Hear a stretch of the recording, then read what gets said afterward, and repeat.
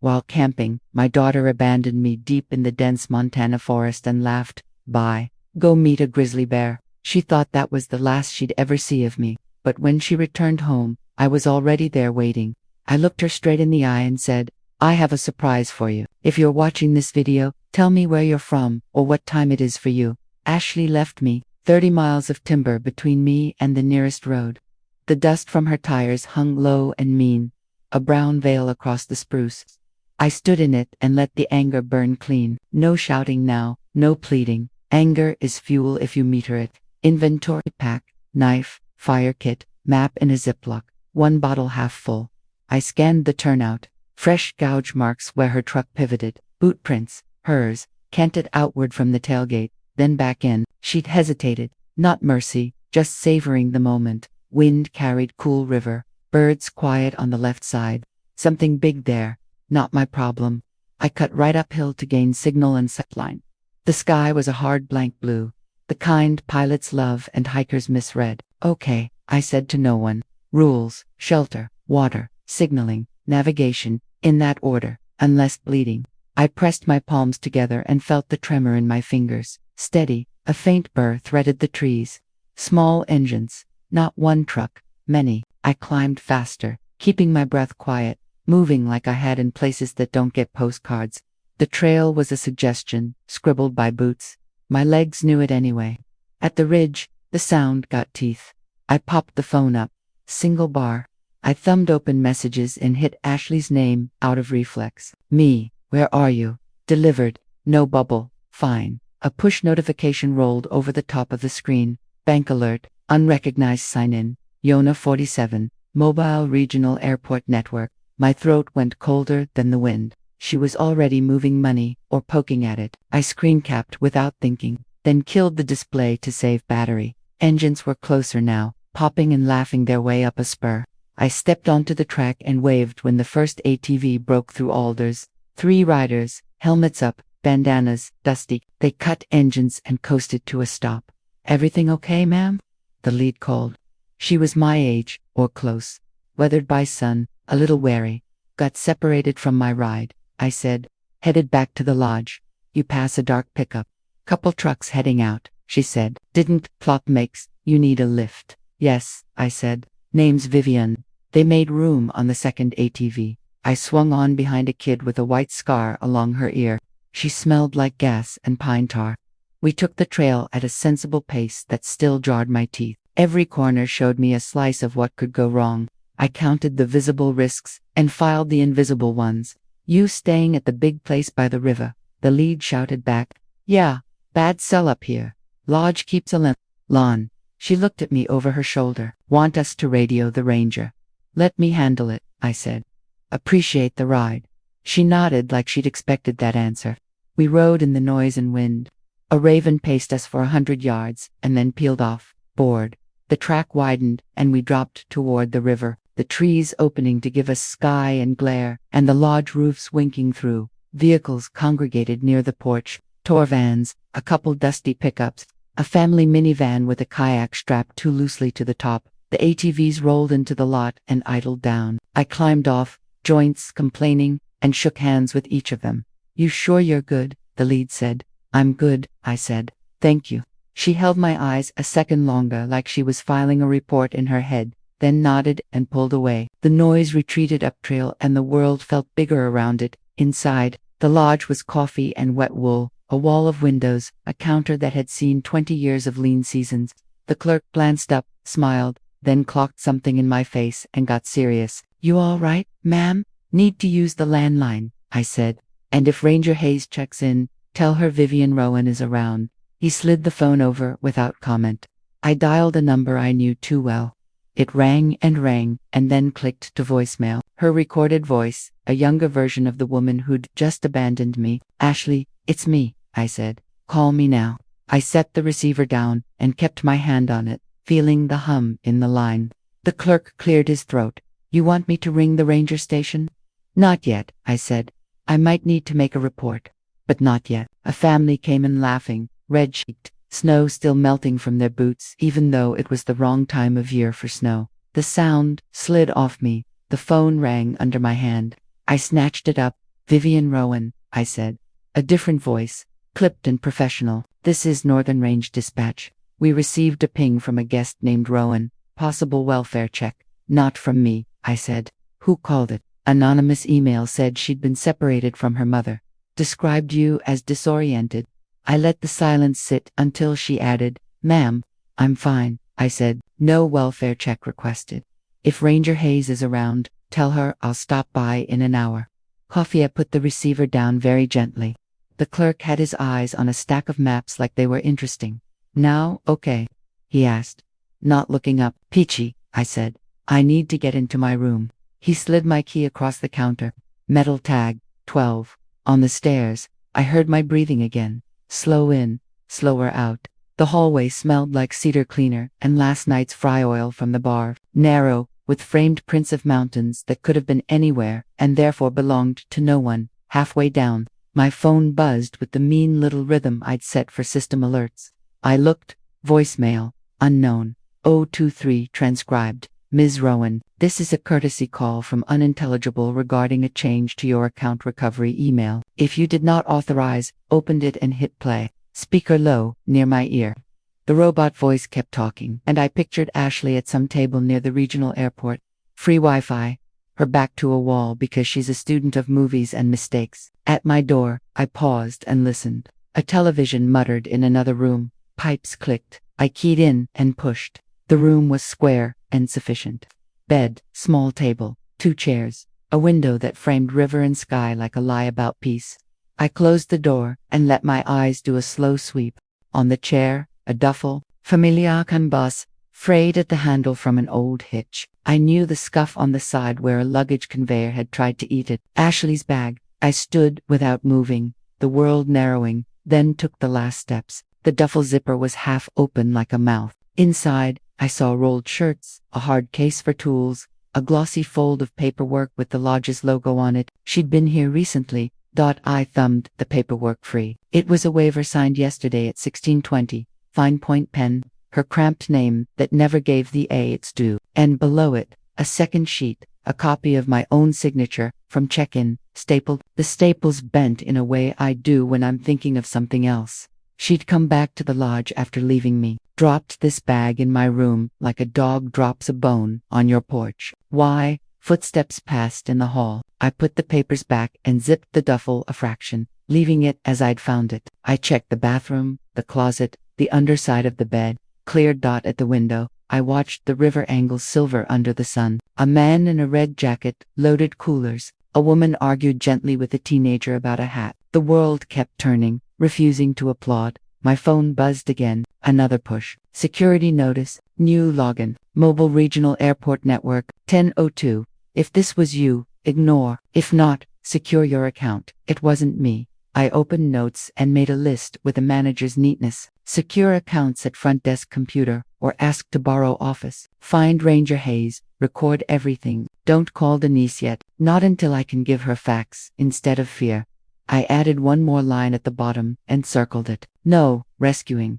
The door handle clicked softly, turning a millimeter against the latch. I didn't breathe. I let my weight ease to the balls of my feet, then stepped to the side where the hinge would hide me. The click didn't come again. After a long 10 seconds, I eased the door open and looked into the hall. Empty. Just the print of a mountain that wasn't ours, watching me with all its practiced indifference. I locked the door, then slid the chain. I took a picture of the duffel, exactly as it sat. One of the waiver with the taboo stump, one of the caller ID logs with dispatch and the unknown voicemail. I listened to my own heartbeat until it slowed. Then I went back to the chair, touched the worn handle of the bag that had been my daughter's for years, and told myself out loud, she wants you off balance. I turned the bag to lift it and felt something hard in the bottom knock against the chair leg. A small, deliberate weight. I eased the zipper the rest of the way and peered in. Under the shirts, taped to the lining, a cheap flat phone, black, no brand, burner. My hand hovered over it the way it might hover over a spider you don't want to crush or free. Down the hall, a key scraped in a lock. A door opened, closed, the little sounds of people who have nothing to do with you. My phone screen slept in my palm, a dark mirror. I took a breath, put the burner back where it was, and set the duffel exactly as she'd left it. When I turned toward the door, The knob moved again. This time, a full, gentle test. And then a voice I knew far too well floated through the wood, almost amused. "Mom, you in there?" I didn't answer the door. "Mom." Ashley tried the knob again. "Front desk said you checked in." I was worried. I let that sit until her knuckles touched wood in a soft, practiced knock. She'd always done that, one knuckle friendly. I opened the door on the chain. Her face was scrubbed and pretty, like she'd splashed water on the story before bringing it to me. Eyes bright, a winter sun with no heat. She clocked the chain, the camera angle of my stance, the disarray that wasn't disarray. "Good," I said. She leaned, hands visible, palms empty. "Can we talk, Mom?" "Lobby," I said. "Why the lobby?" "Because I said so." She looked down the hall, then back at me, then smiled like she was the reasonable one. "Okay, lobby." I closed the door, pocketed my notes and the waiver photos, left the duffel as bait, and walked out. She waited at the top of the stairs, as if to give me space to pass first. I did, feeling her heat at my back like a stove turned low. Downstairs, the lodge had thinned. Afternoon tours had siphoned off the bright jackets. The clerk watched us like a receptionist in a dentist's office watching two women, who both claimed to be Ms. Parker. I took a table by the window. Ashley sat across from me and pushed her hood back. "I'm sorry," she said, hands spread. "And I lost you in the turnouts." "No," she blinked. "No what?" "No to the story you are testing." Her jaw shifted. "Okay, new story. I got scared we were going to fight, so I made a bad call and drove off. I am here now to make it right." She was good. She had rehearsed the humility until it sounded native. I gave her a small nod like I was swallowing it. "What's in my room, Ashley?" She tilted her head, bemused. "You tell me. A burner taped inside, a waiver you signed at 16:20 yesterday." She didn't glance toward the stairs. She didn't have to. Her eyes warmed like a chess player seeing I'd found the opening she wanted. "If I meant you harm, why would I leave evidence?" "Because you want me busy with evidence," I said, "and because you're telling a story to a crowd that isn't here yet." She smiled at the window. "Crowd, Mom? There's no crowd. Not yet." She pinched the bridge of her nose. "Look, I came back to the lodge to check for you. I dropped my bag because I thought we'd share a room like yesterday." "That's it. The burner." "Not mine. The waiver." "Yeah, I signed a trail waiver because I rode out with some people to look for you. I care about you even when you're impossible." The clerk pretended to staple something. Outside, the river shouldered past like it had an appointment. I pulled my phone and set it face down between us. "Say you care again," I said. "I care." "Say you didn't call dispatch." Her eyes flicked. "A quick tell. I didn't say you didn't touch my accounts." She let a beat go by. "Why would I touch your accounts?" "Say it. I didn't touch your accounts," she said, and the sound she made at the end was almost laughter. Like the line itself tasted funny. I kept my face polite. "Good." She laced her fingers. We sat in quiet long enough for a guide to come in and order coffee and leave again. His gate wide from a day on machines. Ashley leaned in. Lower voice. "Mom, I know you think I'm your opponent. I'm not, but I am done living on your leash. You promised to transfer $3,000 on the first of every month. You've missed twice. You promised to help with school. 40,000 per year was the phrase, remember? And then you put conditions on it, like my life is a report card you get to sign. I am not your employee." The numbers rang in the room, like hard truths thrown at a cooktop. The money lock in my head clicked. $3,000, yes. 40,000 per year, yes. She'd been waiting to use them as clean knives. "I helped when I could," I said. "I also bought you a car." She looked up, calculating whether to go for it. "Say it," I said. 18,000 in cash," she recited, and smiled like she'd found the line in a script. "Right," I said, "and none of it bought the right to leave me on a logging spur." "You weren't left," she said. "You were ahead of me. I thought you'd gone on." I circled back. "I came here. I've been waiting for you." "And at any point," I asked, "did you take a dark pickup down the ridge?" She opened her hands, patient. There are a lot of dark pickups. This was what passersby always loved about her. The calm, the shrug, the way she could detach her crimes from herself and hold them at arm's length, like a coat she might not wear again. "Okay," she said brightly, changing keys. "Reset, let's eat. We're both hungry. We can do the ranger thing together. Get a new map. Go again tomorrow if you still want to hike. I'll move my bag down to your room. We'll watch something dumb." "Leave your bag where it is," I said. She raised her eyebrows. "Why?" "So I can bring it to Ranger Hayes and she can log a found object." She stared a beat. "That's dramatic." It's practical. Mom, come on. She softened everything. Voice, eyes, shoulders. I'm apologizing. Us. It doesn't have to be a courtroom. A family of 4 came in, rosy and loud. The little one wore a plastic crown from somewhere that didn't belong here. Ashley glanced at them, then back to me, and turned the volume down again. I'm sorry, she said quietly, and this time, she made it sound like the girl who brought me a broken watch at 8 and said she'd fix it. I panicked. I shouldn't have left. I love you. I let that sit in the empty space behind my ribs until it echoed. Thank you, I said. I accept the apology. Her face lit, and for half a second I wanted the lie to be true. Here's what happens next, I said. We go to the ranger. We make a statement together. Then I secure accounts. Then we talk about what no rescuing means this time. She tilted her head. No rescuing. I stopped solving problems you designed. Her smile didn't falter, but the skin at the corners of her eyes pinched. She reached for my phone as if to hand it to me more neatly, and then didn't touch it. Mom, you're spiraling. You're making lists again. Yes, you promised to try therapy. Yes. She sat back, an expression ready for the audience that wasn't here yet. Okay, Ranger, then food, then sleep. She stood. I stood. We walked to the front desk together, parallel tracks that would never meet. Can we use your office computer for a minute? I asked the clerk. 2-factor access. The clerk weighed my tone and nodded toward a door behind the counter. Ashley smiled at him like a charming accomplice, and we stepped into a small, warm room that smelled like toner and old coffee. A desktop hummed on a scarred desk. A braided cable anchored it to nothing. I signed into my email. A security window asked for a code. The code didn't arrive. Spam, Ashley suggested, or you typed it wrong. I checked spam, nothing. I checked the recovery settings. The recovery email had been changed to an address that looked like mine, but wasn't. Off my jaw stayed where it was, by will alone. See, Ashley said, peering. This is exactly why you need my help with the tech stuff. People prey on the office phone rang once and stopped like a test. The clerk's muffled voice carried from the counter.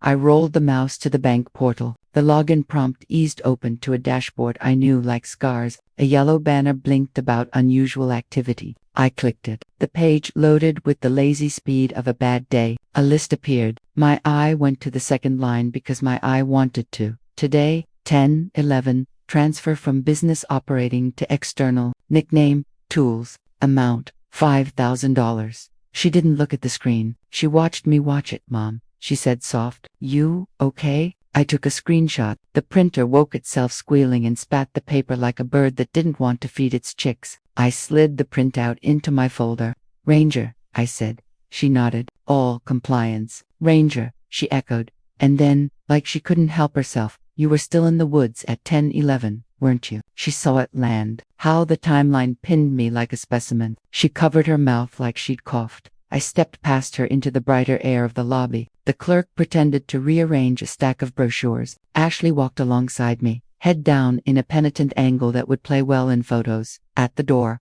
I stopped. The river flashed. The mountain print above the stairs watched like a witness that would never testify. Ashley's phone buzzed. She glanced. The corner of her mouth moved. I didn't ask.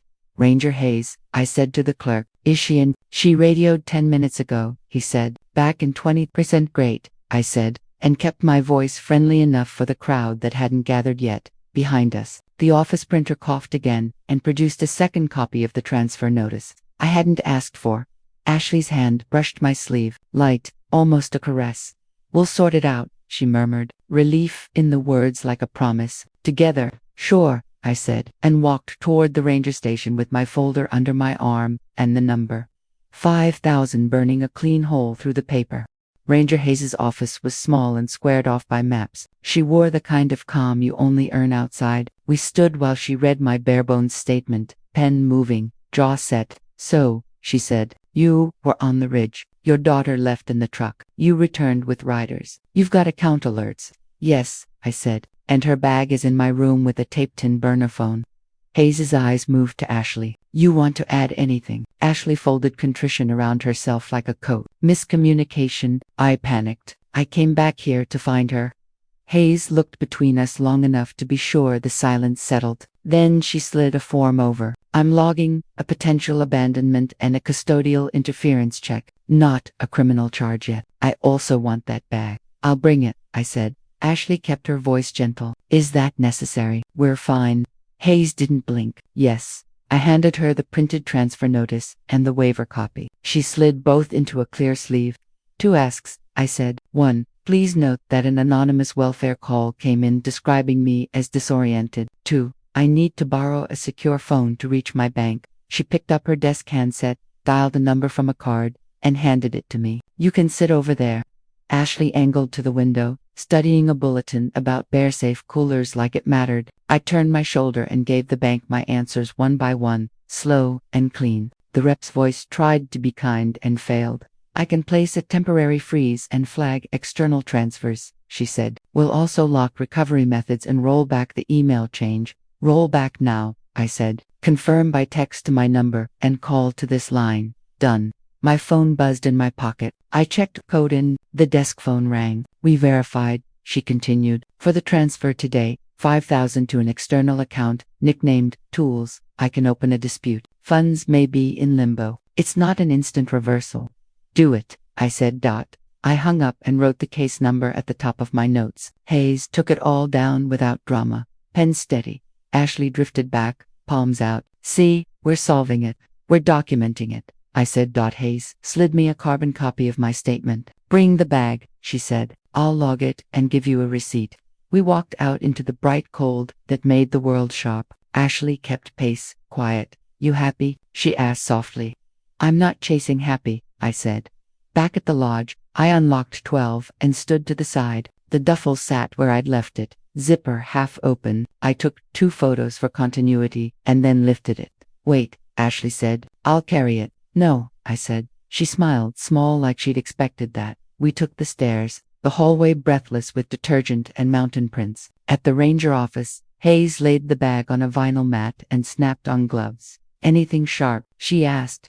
Possibly in the tool case, I said. She handled it like it was a story that would be told later. Shirts out, tool case opened, wrenches, a cheap multimeter, paperwork set aside. Her fingers found the tape under the lining. She cut it clean. The flat, unbranded phone came free. She sealed it into evidence with a label and the time.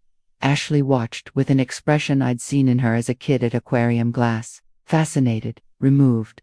Can I see the model? She asked lightly. No, Hayes said.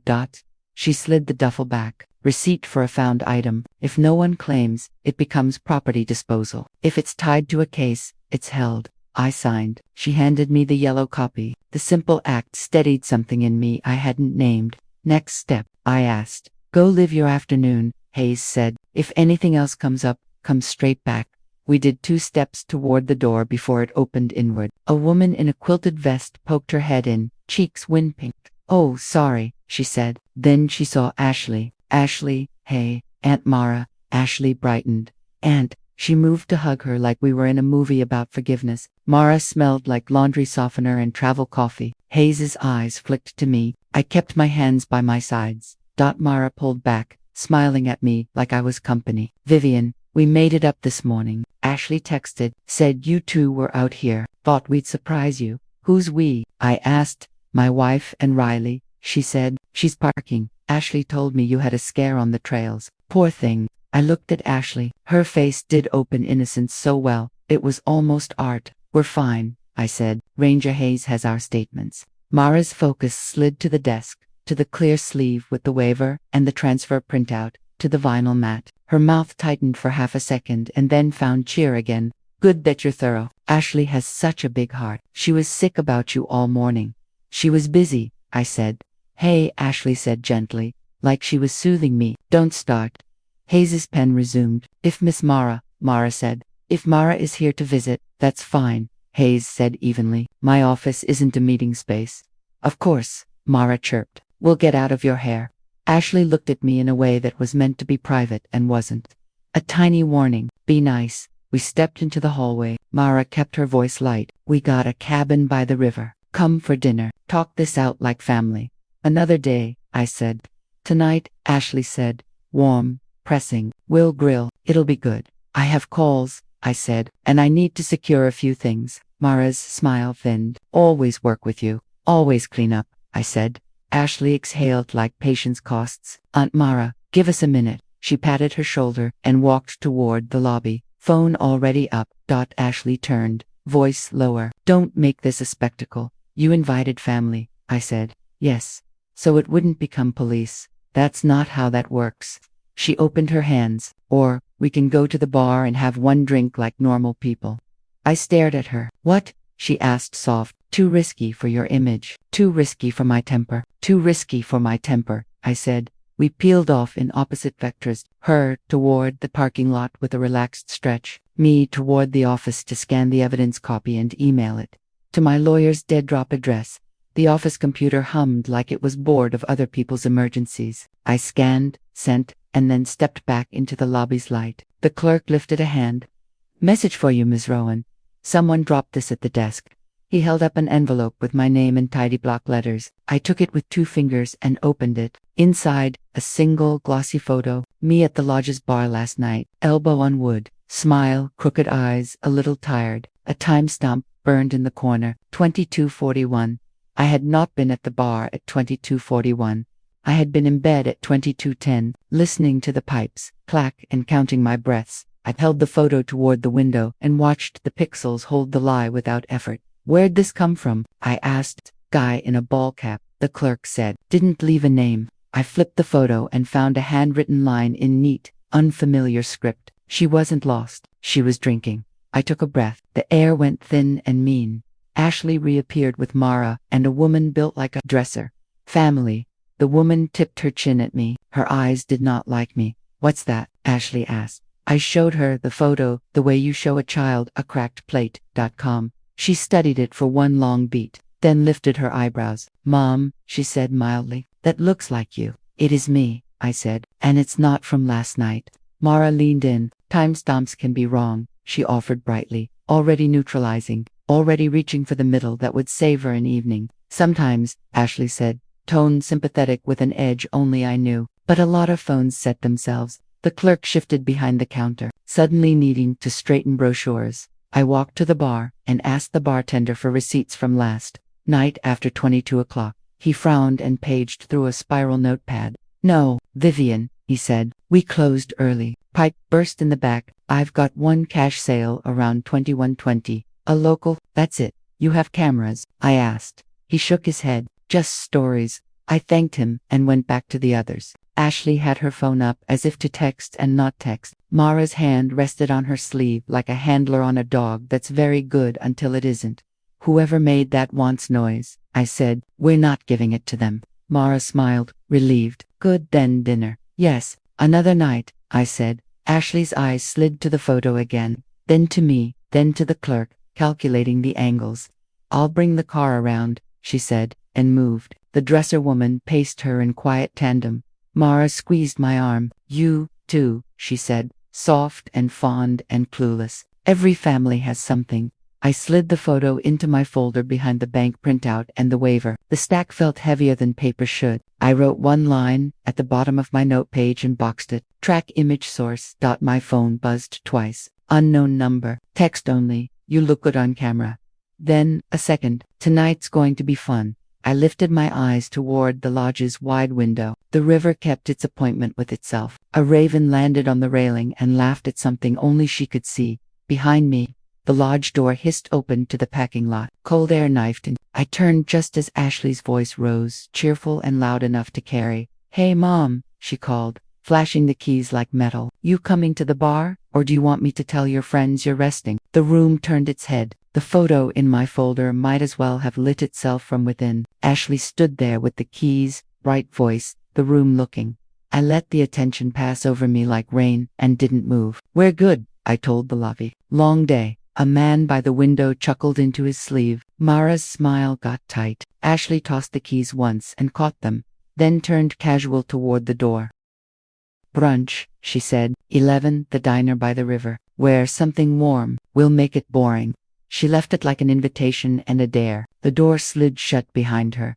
I took my folder to the office again and asked the clerk, do you keep maintenance tickets? He pulled a shoebox from under the counter, flipped through triplicate slips with greasy fingerprints, and handed me one stamped from last night. Work order 1182. Back bar copper freeze split. Shut down at 21:35. Bar closed 21:40.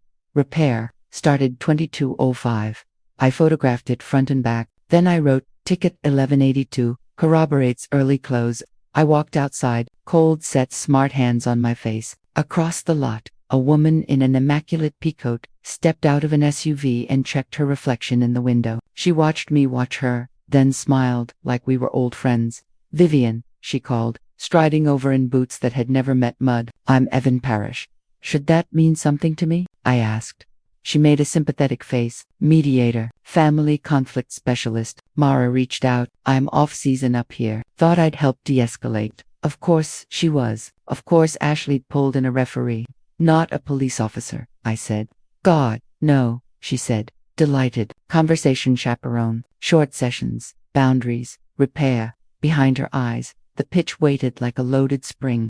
Brunch at 11, she said. Neutral ground. Neutral ground translates to public pressure. She was staging it, right? Witnesses, a calm fixer, a pre-written arc where I melted and came home with new rules that were still her rules. Fine, I said. Lovely, she said, and handed me a card with serif letters that smelled faintly of vanilla. I'll bring a checklist. No cost. I'll bring receipts, I said. Her smile blipped. Evidence is fine. Feelings, too.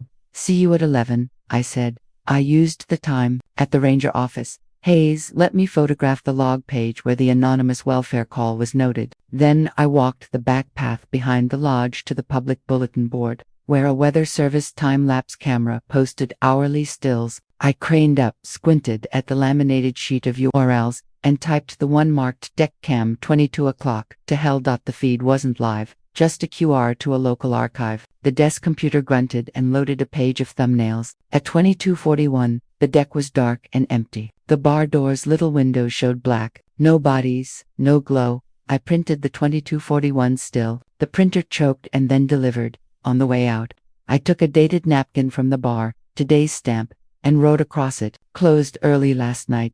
Tom. Tom, the bartender, watched me write it and grunted his confirmation. I arrived at the diner at 10:58 with the folder under my arm and a hunger I didn't trust. It was a bright place with antler-like fixtures and 6 tails unfolding at once. Ashley had chosen a big corner table where people had to look to see who was getting the table. Mara sat on one side with her dresser wife. Riley, Evan Parrish, occupied the end spot like a judge who swore she wasn't a judge. Ashley stood to hug me. I let it be brief. Coffee, she said to the server without asking me. Short stack, eggs for her. Thanks, Black. I told the server. No food yet. Evan placed a folded sheet on the table between us with 4 bullet points. Brunch agenda. Apologies, safety, money, next steps. Good bones, she said brightly. We'll keep it simple. Start with safety, I said. Public place, witnesses, works for me. I put my folder down and slid out the maintenance ticket copy and the deck cam still. Last night's photo, I said. Timestamp says 22:41. Here are the lodge's own documents. Bar closed 21:40. This is the deck at 22:41. Dark, empty. Mara's mouth opened and shut. Riley frowned at the paper like it had insulted her. Evan leaned eyebrows in a perfect concerned arch. Ashley studied the printouts for a long, appreciative beat. That's thorough, she said. Proud of me the way a shop teacher gets proud when a kid uses a square. Who staged the photo? Ashley, I asked. She held up both hands. I don't know. You have fans. Cute, I said. The server set coffee down. Evan slid the agenda closer to the center, gentle as a nurse. Let's hold judgments, she said. Ashley, your turn for apologies. She put her elbows on the table. A touch boyish. I'm sorry, she said, not looking at Evan or the room. Looking at me. I shouldn't have driven off. I got scared we were going to say things we couldn't take back. I wanted to reset. I handled it wrong. I was worried about you all morning, and I told dispatch as much. Evan's pen made a contented check mark. Vivian, I accept the apology, I said. A small breath moved through the table. And safety, Evan gestured like a magician. We agree, everyone's safe now. No, I said, we agree on actions that keep us safe. I've placed freezes. Ranger Hayes has the bag. I will not be riding anywhere today with my daughter. Mara's fork paused midair. That's extreme. That's basic, I said. Evan smoothed the agenda. Which brings us to money. Ashley tilted her head like a patient saint. Mom promised certain things, $3,000 monthly, help with $40,000 per year for school. Then conditions started, pullbacks that's been destabilizing for me. I'm trying to build a life. Riley nodded. Solid. She's a good kid. Kid's 30, I said. Ashley kept her voice soft, like a late-night DJ. I'm not here to litigate. I'm here to set consistent rhythms, so neither of us feels ambushed. So you filed a transfer this morning, I said, to create a rhythm. She didn't blink. I didn't. Bank shows 5,000 at 10:11 to tools, I said, while I was in the woods. That's a cute alibi you built for me. Evan held up a hand. Okay, let's pause the detective show and talk about what support looks like now. Support looks like documentation, I said. I took out the transfer printout, the bank dispute case number written across the top. Support looks like me not being a faucet. Evan smiled like she was scoring a point by not scoring points. How about this? Temporary cooling period, 2 weeks, no big conversations. Ashley, you agree not to request money. Vivian, you agree not to threaten legal action. Everyone breathes. Then we revisit. That's a tactic, I said. She uses pauses to redecorate the facts. Mara set her napkin down, voice going tiny. Vivian, please, you're making this unpleasant. I prefer unpleasant to unsafe. Ashley leaned in, voice a hush. You're spiraling. That list making is back. It scares people. Evan looked at me with manufactured kindness. Have you considered a wellness check-in? Not punitive, supportive. Sometimes the body keeps score after stress. There it was, slid across the table like a white card. Disoriented, but with a hug. I sleep fine, I said, and I'm not turning my keys over to a panel.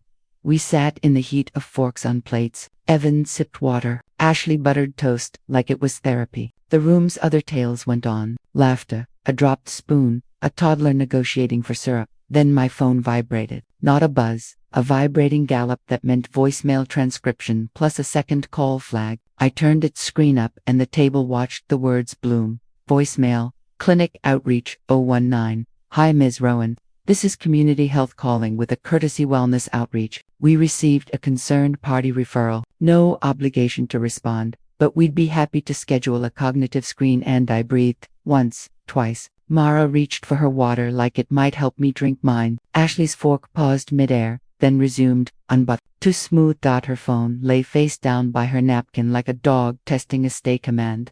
I hit play. The voice filled the space between us like steam. Evan's pen clicked against the agenda. This is a good idea, she said, eyes bright. Proactive, takes the heat out of everything. I'm not your project, I said. Mom, Ashley said soft, with concern. You could cut and sell by the inch. It's a screening, it helps everyone. The server refilled cups, eyes sliding away. A couple in the booth behind us went quiet the way people do when they want to hear a crash but not admit it. I slid the clinic voicemail into the stack behind the bar ticket. Evan tried another smile. What's your goal today, Vivian? She asked. Stop enabling, I said. Keep records. Tell the truth. Go home with the same set of keys I walked in with. And mine, Ashley said, looking at me hard. To stop being treated like a suspect for existing. Stop acting like one, I said. Riley's chair squeaked. Watch it, she muttered. Evan's voice, smoothed back to neutral. Okay, I'm going to propose concrete next steps. She numbered the air with her pen. 1. No solo confrontation. 2. Money conversations only in writing. 3. A wellness screen so we have shared language. 4. I added. I said, Ranger Hayes gets looped on anything that smells like intimidation. Evan hesitated, then nodded. If that helps you feel contained. I stood. We're done. Mara half rose flustered. At least hug. Another day, I said. Ashley didn't move. She watched me the way you watch a safe you think you've learned to crack. I paid for my coffee at the counter, left a tip that would buy the server a fresh pen, and stepped into clean cold. The river worked at its endless job. Tour vans idled. A raven on the diner sign shook. Snow off like it was laughing again. I'd taken 10 steps toward the ranger station when a squad car turned into the lot. County. The light bar didn't flash. It didn't have to. The deputy inside spoke into his mic, eyes scanning.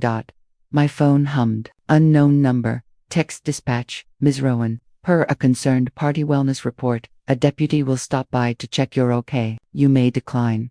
Behind me, the diner door jingled. Ashley stepped out with Evan and Mara, faces composed for neighbors.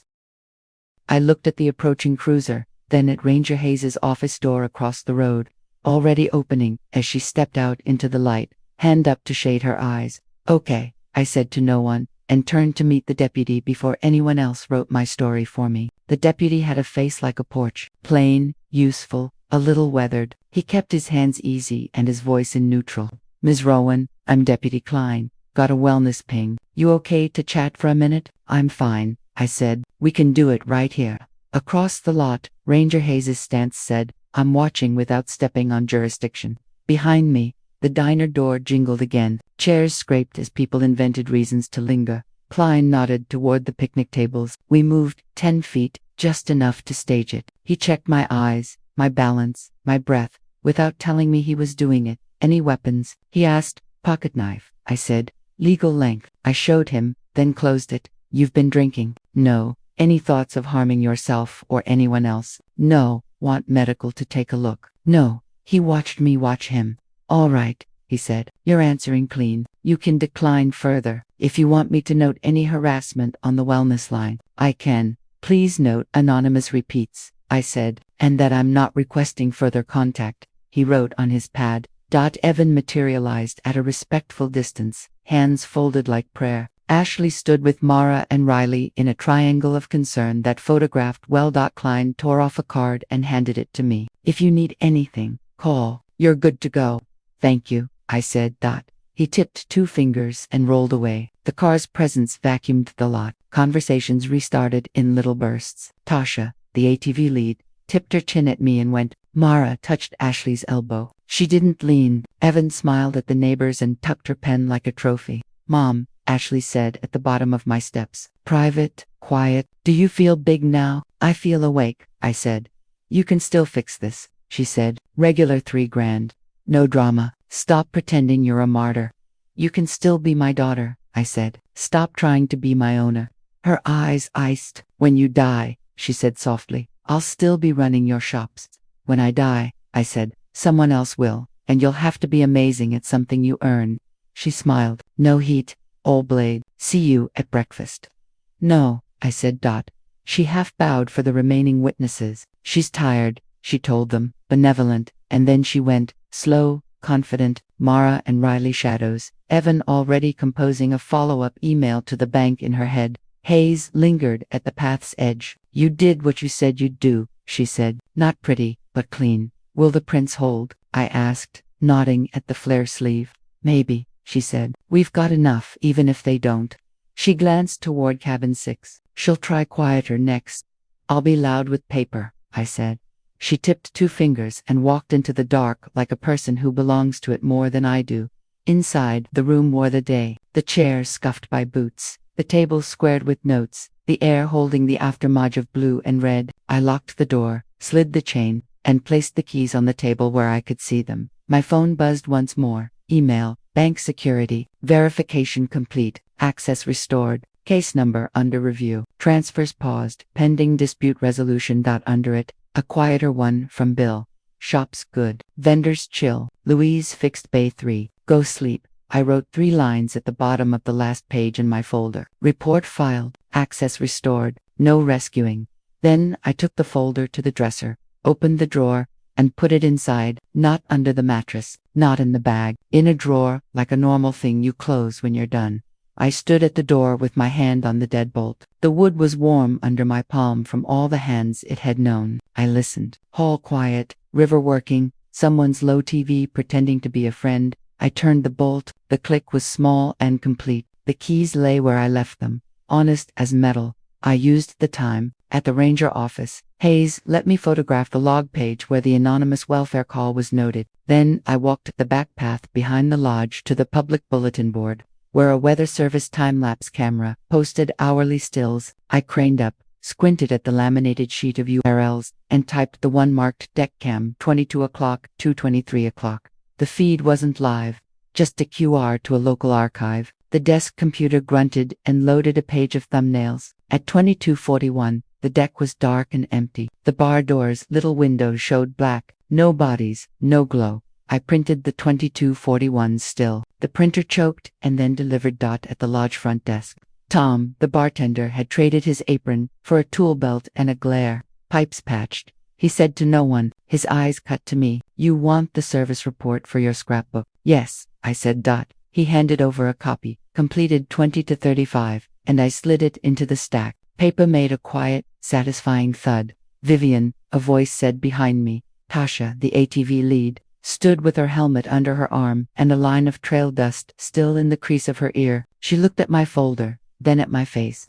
You owe me a beer, she said, but it can wait. Someone's been asking around about you. Who? She shrugged. Guy in a cap, not local. Wanted to know if you drink heavy and if we thought you seemed off. I told him I don't do surveys.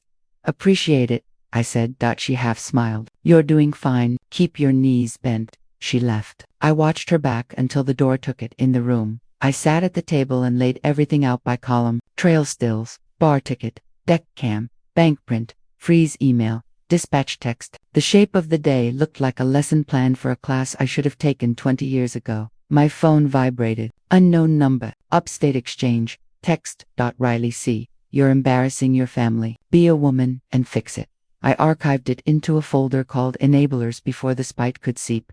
Then I called my insurance agent. If anyone calls about me, health, or business, refer them to counsel. No information given without my written consent, he hemmed. Of course. Is there a situation? There's a boundary, I said. It's new. At 1410. My email dinged again. Payment dispute opened. Case number. The bank's boilerplate clanked like armor. I put it behind the first page and wrote a single line. Timeline beats the performance. A soft tap at the door. I stood to the side, looked through the peephole. Not Ashley, not Mara Hayes. I opened. She stepped in 2 inches and kept her boots on the threshold.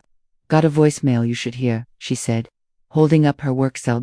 She tapped speaker and put it on the table between my paperwork stacks. A man's voice, altered by a cheap app, spoke with the false confidence of someone reading off a short script. Hey, Ranger Hayes, calling to withdraw the abandonment concern for Vivian Rowan. She's fine. I overreacted. No need to keep a file. Sorry for the trouble. The line clicked. Hayes stopped the playback and showed me the call log. Unknown, 1322. Caller didn't pass my smell test, she said. Didn't know details from the form. I preserved the audio and notified dispatch. I looked at the phone like it might decide to name her. Someone tried to cancel my report, I said. Yes, she said. Someone who wants less paper. Ashley's footsteps moved somewhere down the hall like a memory rehearsing itself. I picked up my pen and wrote, Impersonation attempt, 1322, escalate. Hayes watched me write, then nodded at the stacks. You're doing what you need to do, she said. It won't make it pretty, but it'll make it factual. I can live with factual. She turned to go, then paused. Brunch mediator left a card with me, said you'd want to loop professionals. Her mouth did one small, amused thing. I recycled it. Thank you, I said. After she left, I stood in the center of the small square room, with the burner-shaped absence, where the duffel had been, and listened to the hall breathe. My phone lay face down like it was tired of the show. I flipped it, opened notes, and added a new header. Public. Under it, 3 items. Notify HOA at home. Array potential harassment. Post a short statement if family starts posting. Prepare porch. The last words steadied me the way a level steadies a picture frame. The door would be a stage soon. If she wanted a crowd, I could choose which part of me stepped out to meet it. The screen lit again. A final strum. Email, bank auto. For additional verification, please upload a photo holding your ID. I laughed once. Short, no humor. Then I took the photo, uploaded it, and sent the image of a woman who had stopped rescuing her daughter back through the pipe that was currently pinched closed. The hall quieted. Somewhere, a raven complained. I set my folder on the chair and sat on the bed with my palms flat on my thighs, until my breath matched the clock. The burner was gone. The bag was logged. The money was paused. The lie about 2241 was cracking at the corners. And now there was a voice trying to wear Ranger Hayes's name like a borrowed jacket. Okay, I told the room. Open season. My phone buzzed a last time for the hour. A simple, nasty cherry on top. Unknown. Family meeting at 7. Cabin 6. Be brave. I circled the time on my page and drew a box around it. Then I wrote one word beside it in ink I didn't plan to erase. No. I walked past cabin 6 at 16 o'clock, curtains open, a ring of chairs. Someone had set out a plate of cookies like that, made it less of an ambush. Back at the lodge, I asked Tom, "You got a spare duffel in Lost and Found?" He squinted, then hauled up a green canvas bag that had known other lives. "Month past hold," he said. "Yours for a 10. I paid, then hit the general store. 2 white tees, a cheap plastic tool case, duct tape, nitrile gloves, a 3-pack of road flares. At the register, I asked for 2 paper receipts and wrote the time across the top of each while the ink was still wet. Receipt, lodge store, $16.21 duffel, $10 tees, $14, tool case, $11, gloves, $4, flares, $9, Vivian's signature. I photographed the items laid out on my bed. The makeshift twin of Ashley's kit looked wrong in a way that would be right to her. Close enough to trigger muscle memory, off enough to bother me. I knocked on Hayes's doorframe. She looked up, clocked the bag, the gloves, my face. "I'm not doing entrapment," I said. "I'm doing documentation." She considered, then slid an evidence sleeve and to clean labels across the desk. "If an item gets handled, bag it. Don't dust yourself. Note the time. Call me. Copy. Don't corner her," she added. "She likes performances. I like records." I prepped the room like a stagehand who'd learned to care about stationery. Note on the dresser. Went to bar to find Tom. V 1640. I wrote it and took a photo that caught the clock on the TV for the times. I left the door locked but not latched. Chain on. The duffel sat open on the chair. Shirts visible. Tool case underneath. 1 flare taped lightly inside the lining, with clean edges showing. Then I sat on the hall carpet around the corner with the book. I wasn't reading, and my phone opened to voice memo at 16:53. The carpet whispered under shoes I knew too well. The knob tested, the chain held. A pause, then the soft slide of a plastic card at the latch. The trick you learn from YouTube when you want to look like you belong. She was careful with the chain this time. Gentle hands, a clip. The door breathed open.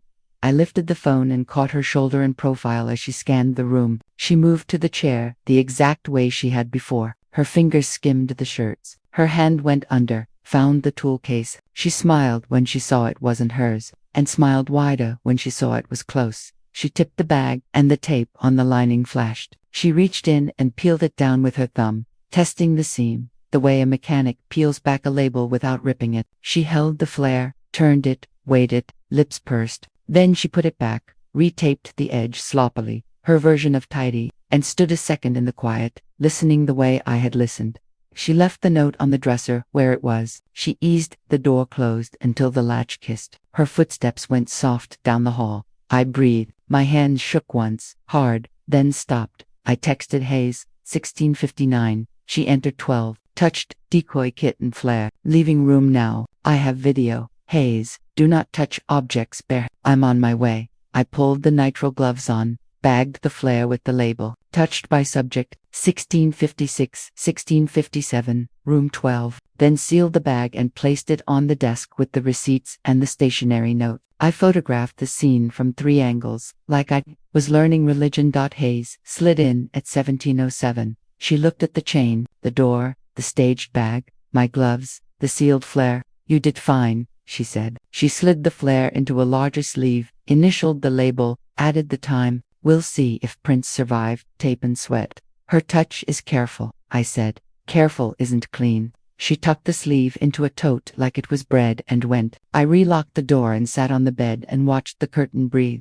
When the heat came on, my phone buzzed. "Unknown. Heard you were at the bar again. Might be best if you don't make a scene tonight." Then, a second later, from Ashley, 18:30, Premiate, at cabin 6. "It'll be chill. We'll go over what to say so it doesn't spiral." I answered, "Neither." At 17:31, the front desk rang my room. "Ms. Rowan, you left a note. You were in the bar. You've got a message here." "I'm in my room," I said. "Write it." The clerk sounded apologetic. "Printed letter from Ms. Parrish." I went down. Evan had left a typed page on thick paper with her logo. In the corner, notice of concern. Informal. "This evening's family meeting will focus on ensuring safety and stability for all parties. If, during discussion, substantial concern remains regarding cognitive clarity, the family may elect to pursue a temporary financial guardianship or power of attorney pending medical evaluation. This is a standard non-punitive support measure EP. I looked at the word guardianship until the serif edges went blunt. Then I folded the page in half and put it behind the bank freeze email where it belonged. I wrote in notes, "They will try for power tonight."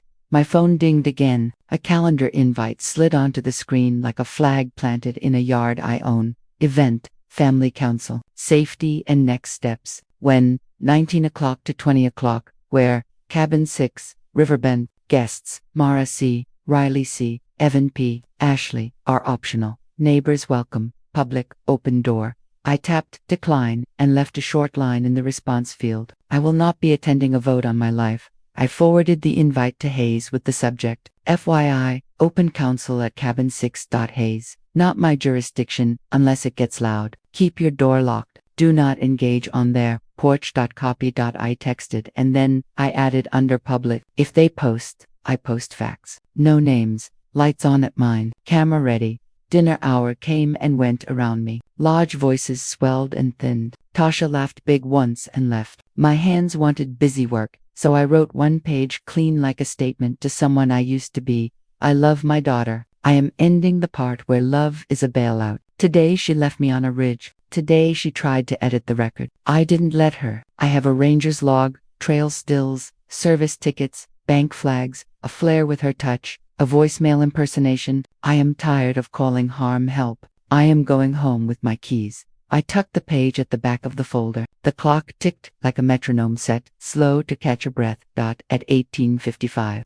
Footsteps sounded on the porch outside, then laughter, then the kind of hush people bring to a surprise party. The door didn't open. Cabin 6's door did. Voices, glasses, the scrape of chairs. My phone lit. Mara, it's just us. Come be part of your family. Riley, woman up. Stop hiding. Evan, this is a chance to de-escalate. If you don't attend, we'll proceed with next steps. I set the phone face down. I pressed my palm to the folder for 3 breaths. Then I turned the lamp higher, left my door locked, and sat where I could see the hall. At 19:12, a soft knock. I stood to the side, slid the chain, and opened 2 inches. Ashley, alone.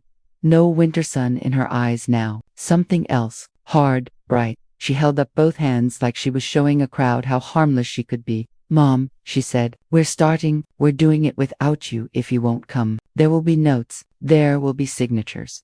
She glanced down the hall. Voices swelled from cabin 6, a small cheer for nothing. You can stop this, she said, sweet as cough syrup. Come sit down. Say you're tired. Say you'll let us help. I am tired, I said, and I will let you help by leaving me alone. She smiled. That's not how help works. Tonight, it is. She leaned in closer to the gap, dropped her voice, let the mask slide an inch. You can make this easy, she said, or I can. Behind her, the hall bulb hummed. I looked at the slope of her shoulders, the pocket where she kept her phone, the woman she'd decided to be. You touched the wrong thing today, I said. She didn't blink. What thing would that be? The part where you forgot. I learn, I said. She waited, still. Then she stepped back 1 pace, putting the mask back on in a smooth motion. Okay, she said, loud enough for the hallway mics that weren't there. I tried. She walked toward cabin 6. The door opened. Warm light, a circle of faces. The mediator's voice, practiced and kind. Let's begin. My phone lit. A new thread. A group text labeled Family Council Notes. I watched the bullet points appear in real time like someone was live captioning my absence. Agenda adopted. Concern. Vivian's cognitive clarity. Motion. Temporary financial guardianship. Pending evaluation. Then, at 19:24, from Ashley, motion call to vote. I stared at the line until the room sharpened around it. My phone buzzed with a second text from an unknown number. Short and bright and vicious. Smile for the porch later. I stood, slid my folder into my coat, checked the chain once more, then turned off the lamp and let the room hold its breath with me. Across the lot, cabin 6, applauded. At 19:32, the group text posted its ribboned verdict. Motion passed, 4-0. Recommendation. Pursue temporary financial guardianship. Schedule cognitive screen. Request keys. Access. No signatures. No court. Just a sentence meant to bend the air around me. I forwarded the thread to my archive address and wrote 1 line beneath it in notes. Recommendation isn't authority. I called the bank. You have me on hold, I said. Can we accelerate identity We can schedule a video KYC tonight, the rep said. 21:30. Bring your ID and one secondary document. Done.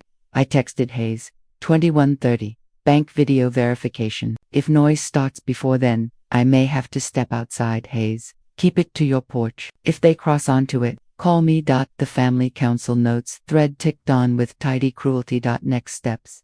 Mara to contact community health. Riley to talk to Vivian's insurance agent about protective options. Ashley to draft temporary stipend plan for review. Stipend. They were building me a fence out of paper and then offering me a gate. I opened my camera, set it to video, and propped the phone on the room's little table facing the blank wall. The red dot glowed. I stood in frame and said what needed saying. I love my daughter, I said. I've been paying for her mistakes since she was old enough to make them. That ends today. She left me alone on a ridge and tried to edit the record. I filed with a ranger. I froze accounts. I have receipts. I am not confused. I am not surrendering my keys. I kept it under a minute. No names, no dates, just nouns and verbs, and the part I owned. I walked it to the clerk. Tom, I said, if anyone asks, I'm filming a message to my staff. Policy change, not a scene. He grunted, long as it's not in my bar.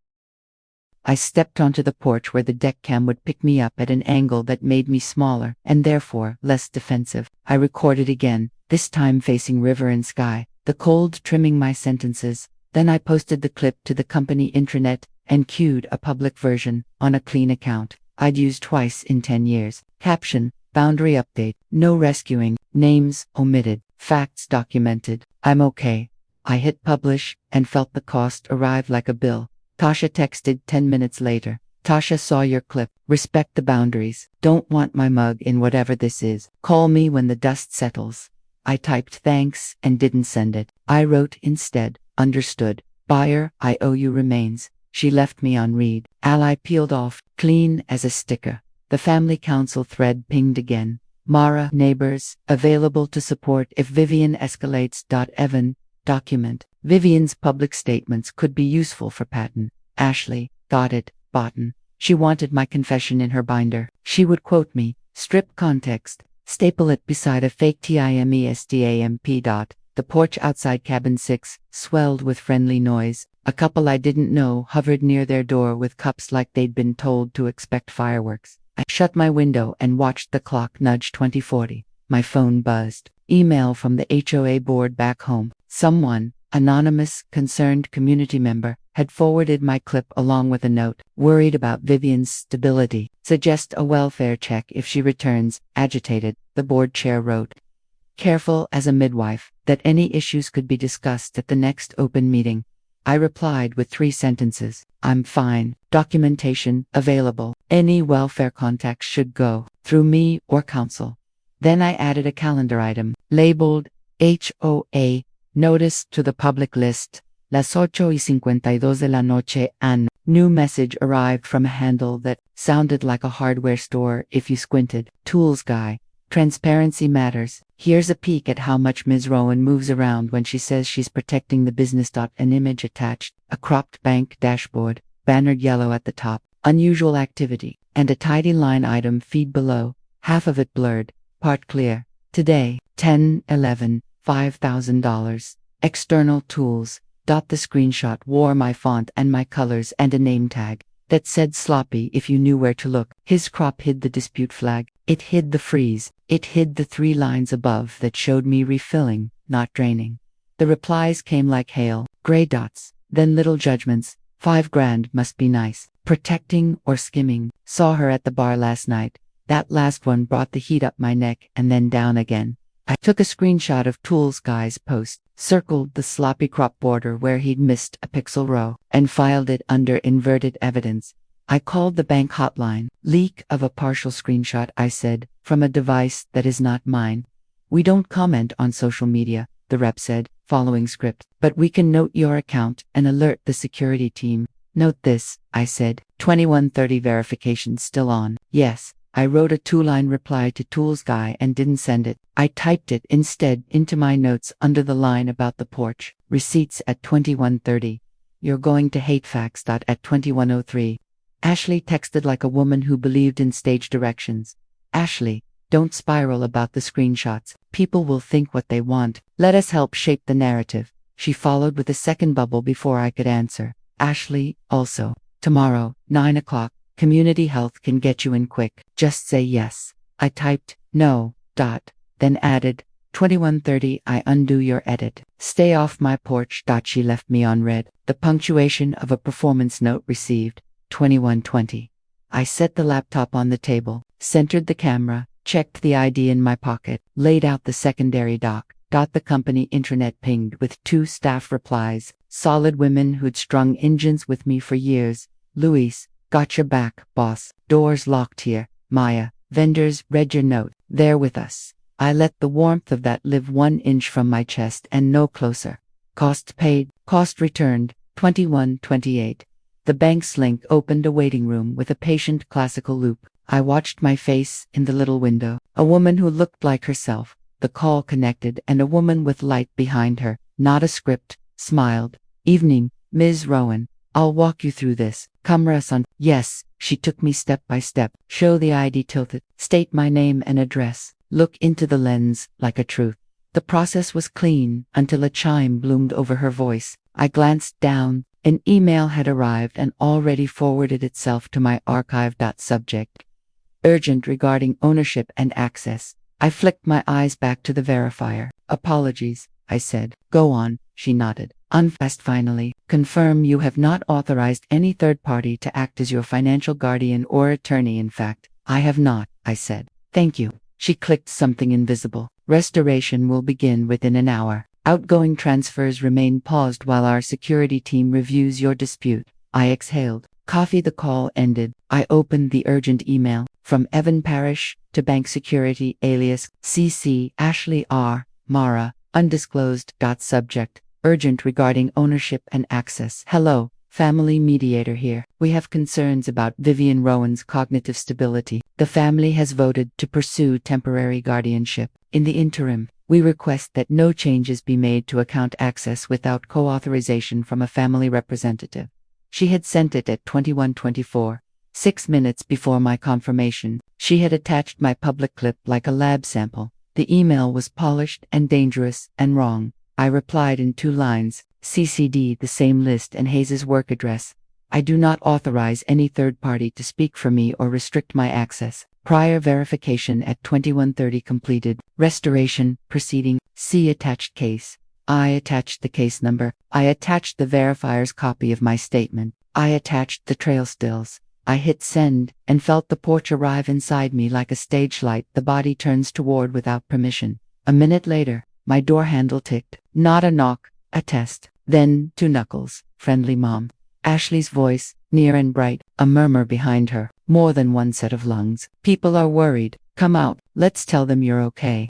I stood to the side, slid the chain, and opened 2 inches. Faces in the hall. Ashley front. Mara just behind with the mediator's alert tilt. 2 neighbors shaped like rumors. Get off my door, I said. Calm. You wanted public. Ashley said, we can do public, on my porch. Her eyes lit. Perfect, she said, and turned to the little crowd with the ease of a host. Okay. I shut the door, locked it, picked up my folder, and felt the weight of paper that wasn't paper anymore. On the way out, my phone vibrated once more. A final needle. Tools guy. Funny how verification calls don't fix character. I smiled without heat. Come stand on my steps, I told the empty room, and opened the door to light breath and the crowd that had been promised. I stepped onto the porch with the folder under my arm. Cold air made everyone honest. 10 faces. Ashley center. Mara a step behind. Evan off to the side with her mild pen. 2 neighbors I'd seen twice, but who now knew my middle name. Riley, big and square, arms folded like a wall. Evening, I said. Vivian, Evan said. We're here to support. Great, I said. Support looks like listening. Ashley spread her hands. Folks were worried after your video. Facts make people nervous, I said. I set the folder on the rail. 2 things only. Then, I'm going inside. Vivian, Evan began. 2, I said again. The porch quieted. You could hear the river, and a raven, offended by something downstream. First, I said, and slid out a single plastic sleeve. Trail stills from Tasha's helmet cam. 10:05, I'm on the ridge. 10:19, I'm on her at TV. Bank shows 5,000 at 10:11, 2 tools. I wasn't the one tapping the button. I held the still where eyes could catch the timestamp and my shoulder. I didn't pass it around. People lean toward what you hold. That was enough. Ashley's smile thinned, then returned like a trained dog. No one said you tapped anything, she said. Just that your accounts are active. Second, I said, and lifted one more sleeve. The maintenance ticket copy. Bar closed 21:40 last night for a pipe split. This is the deck at 22:41.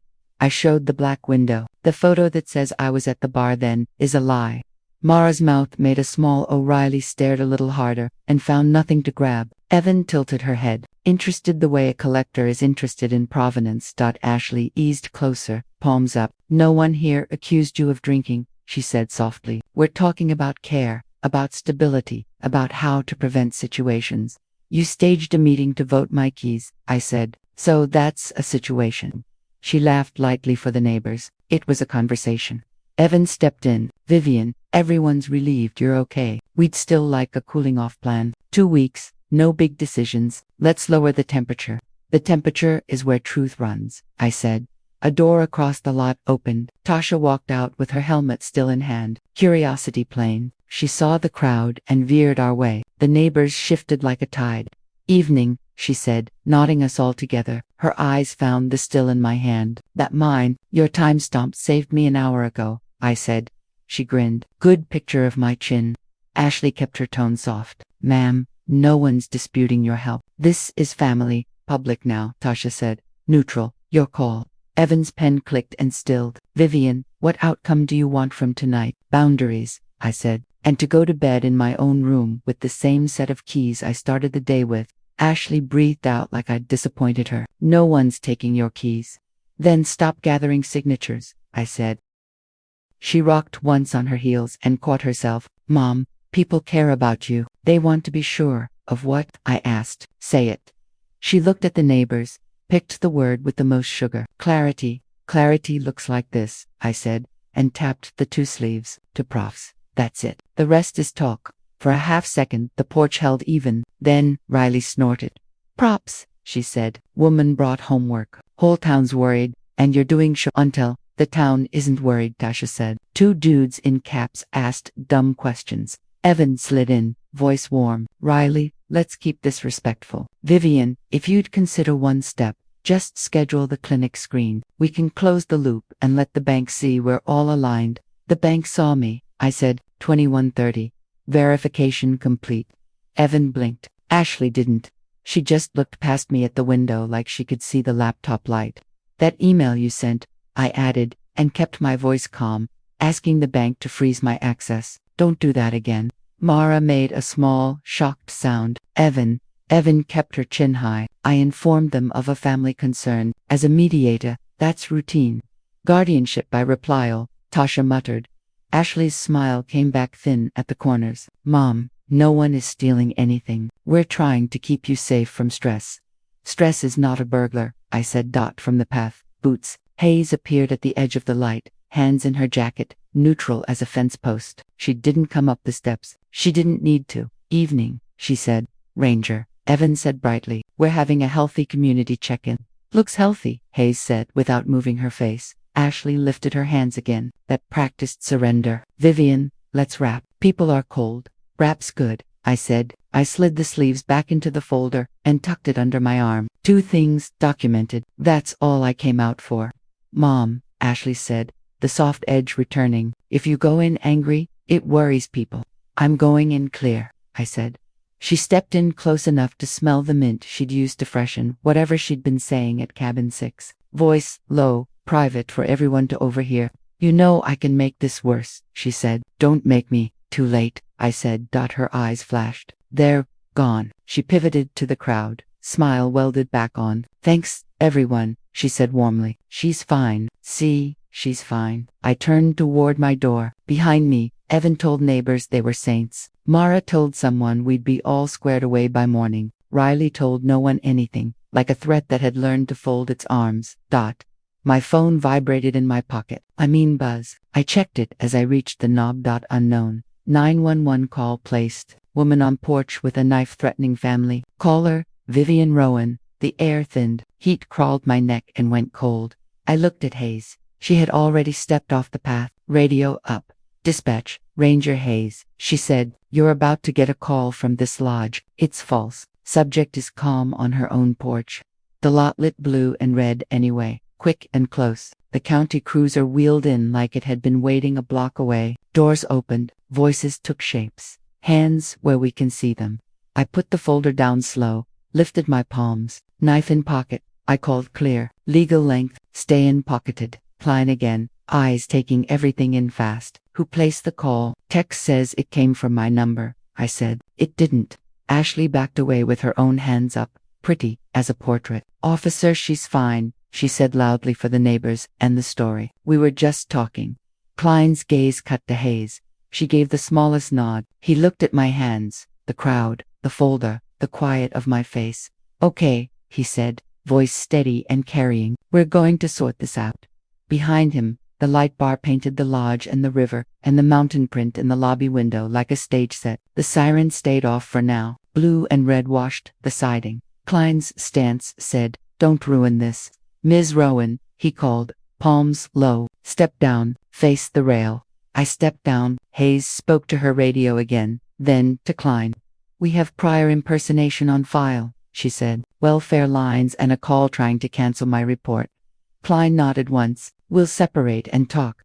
He pointed me to the left, the crowd to the right. Hayes drifted, legally neutral, morally present. Name. Klein asked, pen ready. Vivian Rohan. Any threats made? No. Anyone step onto your porch uninvited? Yes. I looked past him. Ashley smiled at the horizon, my daughter and a group she assembled. Klein's pen moved. Your phone. I handed it over, unlocked. Last text, I said. He read the screen. Unknown. 2156, 911 call placed, woman on porch with a knife threatening family. Caller, Vivian Rowan. He took a photo with his body cam. Knife, pocket, I said. I eased it out, 2 fingers, handed it over. He measured with his eyes. Legal, he said, and passed it to Hayes. She bagged it and wrote return on the label. Neat. Any recordings? He asked. I lifted my folder and slid out the day in order. The helmet cam stills, the bar ticket, the deck cam, the bank dispute, the freeze email, the flare evidence sleeve with Hayes's initials, and 1656 to 1657 on it. Paper clicked softly against the rail. Klein tilted his head at the flare, impressed against his will. What's this? Touched in my room after a staged entry, I said. Subject, my daughter. Hayes lifted a hand. Chain of custody, preserved, prints pending. Across the lot, Evan was already drafting a scene in her head. Mara whispered to Riley. Someone filmed with their phone at waist height. Klein called to them without turning. If you're recording, keep it wide and quiet. Tasha stepped forward, a polite half-step. Deputy, she said, my helmet cam shows Ms. Rowan on the ridge at 10:05, on my ATV at 10:19. I gave Ranger Hayes copies. She jerked her chin at Ashley. If anyone says she pressed buttons at 10:11, they're lying. Klein took that in. Name Tasha Marks. Good, Klein said, and wrote. He turned to me again. The 911 call from your number. We'll pull records. Spoofing happens. My phone buzzed in his hand. He glanced at the screen. Klein, he answered on speaker. Deputy, dispatch. A voice said, we show an emergency call tagged to a VIP app tied to the number ending 9182. We also show an earlier courtesy call from an unknown, requesting a welfare check matching Ranger Hayes' alert, both flagged for follow-up. Copy, Klein said. He ended the call and looked at me. That your number? No, I said. Mine ends 9812, he wrote. All right. He turned to the crowd. Did anyone here place a 911 call? Silence. Then Ashley, voice soft with community. We were worried. We thought she might have, that someone might have. She gestured vaguely, toward harm. Klein's look was the patient kind that turns into cuffs when needed. Names of everyone who was present. He said. Evan, who already had a pen, handed over a neat list like a menu. Ms. Rowan, Klein said, eyes back to me. Do you want to press on the false report now, or wait for the VIP trace? Wait, I said. Write it. Don't arrest my kid on my porch. Hayes's eyes moved once in the kind of approval that doesn't show. Klein nodded. We'll write it. I lifted the last page from my folder. The email print from Evan to the bank, timestamped 2124. My reply with 2130 verification complete. This, I said, went to my bank before I confirmed identity. Mediator here asked to freeze my access on family say-so. Evan's smile didn't break. Her voice went high and helpful. Hi, Deputy. That was an abundance of caution. No harm intended. Intense, not my department, Klein said. Harm is. He tore a printed incident number from his pad and gave one to me, one to Hayes. You both get copies. We'll note possible impersonation, false emergency report, and attempted interference with financial access.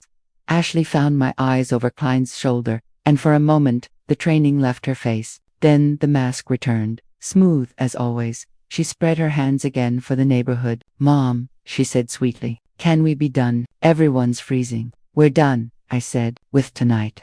Klein backed off 2 steps, voice carrying so the cameras would catch it. All right, folks, show's over. If there's no crime in progress, go inside. Ms. Rowan, if anyone returns to your porch after this, call us. Ranger. Hayes lifted a hand. We're clear. Blue and red slid off the siding. The cruiser idled, then eased away. People peeled off in twos. Tasha tipped her chin at me and went. Mara touched Ashley's elbow. She didn't lean. Evan smiled at the neighbors and tucked her pen like a trophy. Mom, Ashley said at the bottom of my steps. Private, quiet. Do you feel big now? I feel awake, I said. You can still fix this, she said. Regular $3,000. No drama. Stop pretending you're a martyr.